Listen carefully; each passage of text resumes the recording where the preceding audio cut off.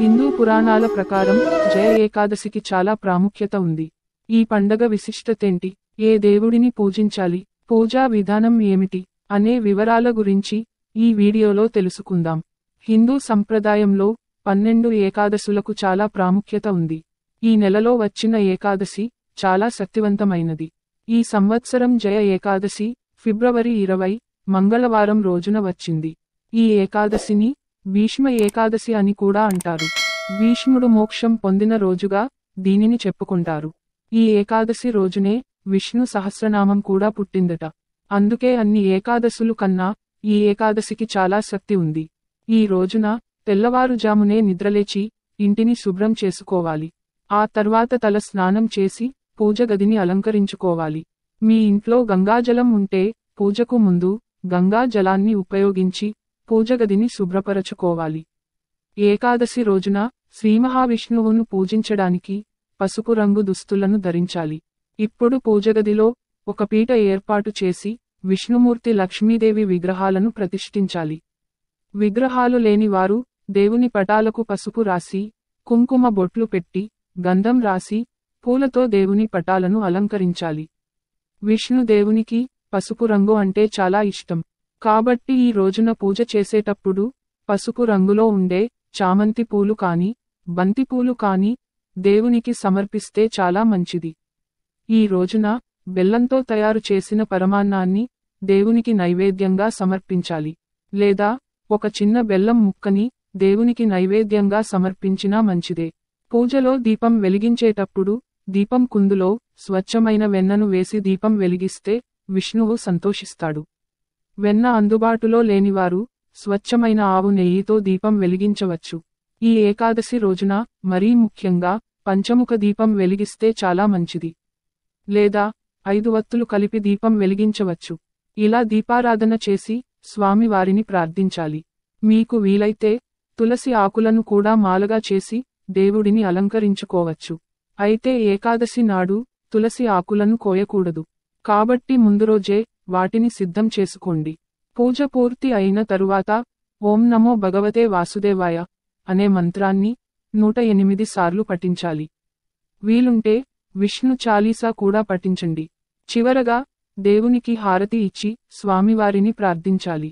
ఇలా ఇంట్లో పూజ చేసుకుని ఉపవాసం ఉంటే చాలా మంచిదని పండితులు అంటున్నారు. అయితే అనారోగ్య సమస్యలతో బాధపడుతున్న వారు ఉపవాసం చేయకపోయినా పర్వాలేదు. దేవునికి భక్తి శ్రద్ధలతో పూజించి నమస్కరించండి.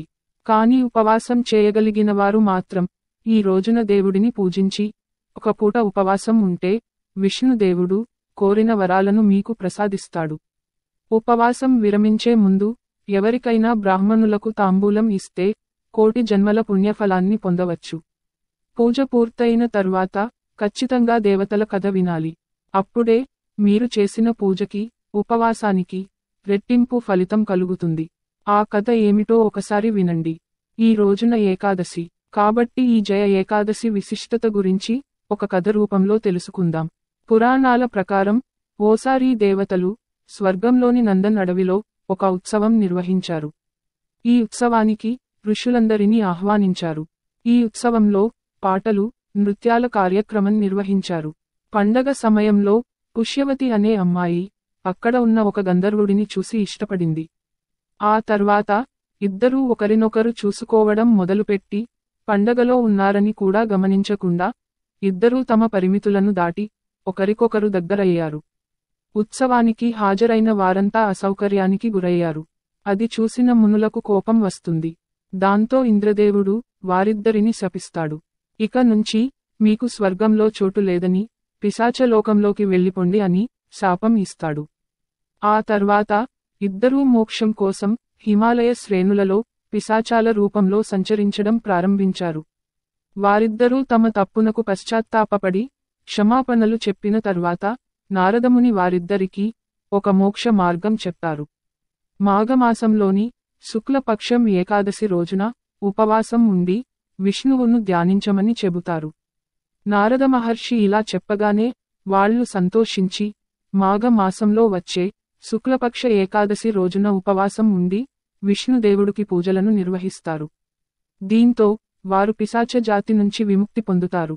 కాబట్టి ఇదే విధంగా భక్తులు ఈ ఏకాదశి రోజున విష్ణుమూర్తిని పూజిస్తే పిశాచలోకంలో విహరించే మన పూర్వీకులకు సుఖ సంతోషాలు కలుగుతాయని, అంతేకాకుండా మన పూర్వీకులు వైకుంఠ ధామంలో శ్రీహరి పాదాల వద్ద నివసిస్తారని పండితులు చెబుతున్నారు.